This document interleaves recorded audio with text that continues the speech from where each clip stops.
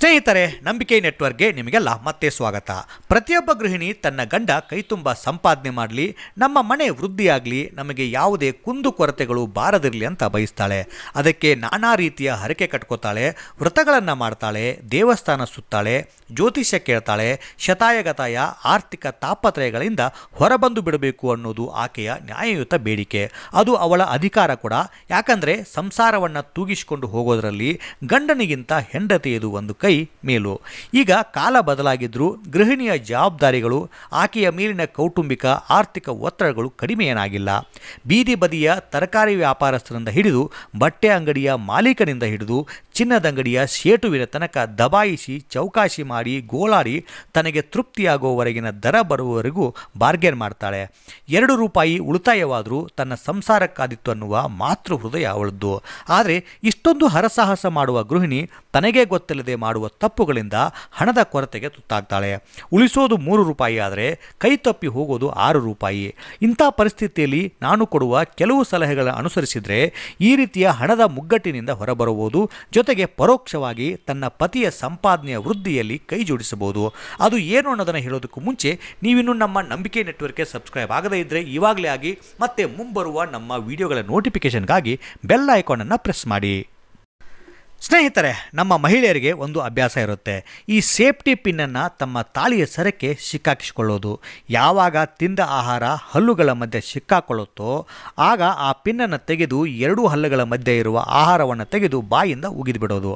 ಬರಿಗಾಲಲ್ಲಿ ನಡಿಬೇಕಾದ್ರೆ ಅಂಗಾಲಕ್ಕೆ ಮುಳ್ಳು ತಾಕಿ ಮುರಿದು ಹೋದರೆ ಅದೇ ಆಯುಧವನ್ನು ಅತ್ಯಂತ ಬುದ್ಧಿವಂತಿಕೆಯಿಂದ ತೆಗೆದು ನೇರವಾಗಿ ಅಂಗಾಲಕ್ಕೆ ತಾಕಿಸಿ ಮುರಿದ ಮುಳ್ಳನ್ನು ತೆಗೆದು ಮತ್ತೆ ತಾಳಿ ಸರಕ್ಕೆ ಸಿಕ್ಕಾಕಿಸಿಕೊಳ್ಳೋದು. ಅಲ್ಲ, ನಾನು ಕೇಳೋದು ಇಷ್ಟೇ. ಮಂತ್ರಘೋಷಗಳ ಮಧ್ಯ ದಾರೆ ಇರಿಸಿಕೊಂಡು ಹಿರಿಯರ ಆಶೀರ್ವಾದ ಪಡ್ಕೊಂಡು ಆತ್ಮಸಾಕ್ಷಿಯಾಗಿ ಅಗ್ನಿಯ ಮುಂದೆ ಕುಳಿತು ತನ್ನ ಪತಿಯ ಕೈಯಿಂದ 3 ಗಂಟ ಹಾಕಿಸಿಕೊಂಡು ಕಟ್ಟಿಸಿಕೊಳ್ಳುವ ತಾಳಿಗೆ ಕೊಡುವ ಮರ್ಯಾದೆನ ಇದು.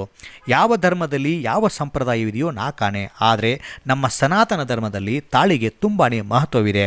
ಆದ್ದರಿಂದ ಯಾವುದೇ ಕಾರಣಕ್ಕೂ ತಾಳಿಯ ಸರಕ್ಕೆ ಈ ಪಿನ್ನನ್ನು ಸಿಕ್ಕಿಸಿಕೊಳ್ಳುವ ತಪ್ಪನ್ನು ಮಾಡಬೇಡಿ. ಇದು ನಿಮ್ಮ ದಾಂಪತ್ಯಕ್ಕೆ ಅಷ್ಟೇ ಅಲ್ಲ, ನಿಮ್ಮ ಪತಿಯ ಆರ್ಥಿಕತೆಯ ಮೇಲೆ ಕೂಡ ಪರಿಣಾಮ ಬೀರುತ್ತೆ.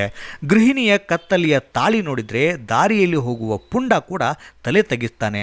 ಅದು ತಾಳಿಗೆ ಇರುವ ಶಕ್ತಿ.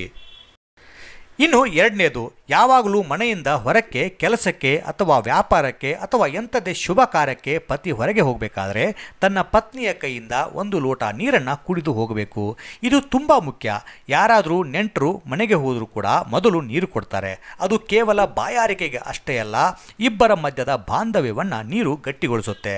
ವ್ಯಕ್ತಿ ಸಾಯುವ ಪರಿಸ್ಥಿತಿಯಲ್ಲಿ ಇದ್ದರೂ ಬಾಯಿಗೆ ನೀರು ಕೊಡ್ತಾರೆ. ಜಲ ಜೀವದ ಆಧಾರ.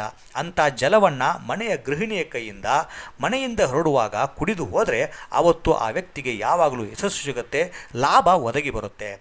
ಜೊತೆಗೆ ಈ ಸಂಪ್ರದಾಯ ಗಂಡ ಹೆಂಡತಿಯ ಜಗಳವನ್ನು ಕಡಿಮೆ ಮಾಡುತ್ತೆ. ಒಂದೇ ಒಂದು ಕೆಲಸ ಎಷ್ಟು ಲಾಭಗಳನ್ನು ಕೊಡುತ್ತೆ ನೀವೇ ನೋಡಿ.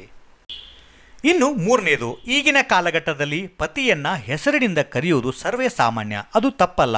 ಅದು ಅವರ ಮಧ್ಯದ ಸಂಬಂಧ, ಸ್ವಾವಲಂಬನೆ, ಪಕ್ವತೆಯನ್ನು ತೋರಿಸಿದ್ರು ಆದಷ್ಟು ನೇರವಾಗಿ ಹೆಸರಿನಿಂದ ಕರೆಯುವ ಬದಲಿಗೆ ಕೆಲವು ಅನ್ಯ ಪ್ರೀತಿ ತುಂಬಿದ ಹೆಸರಿನಿಂದ ಕರೆಯೋದು ಉತ್ತಮ.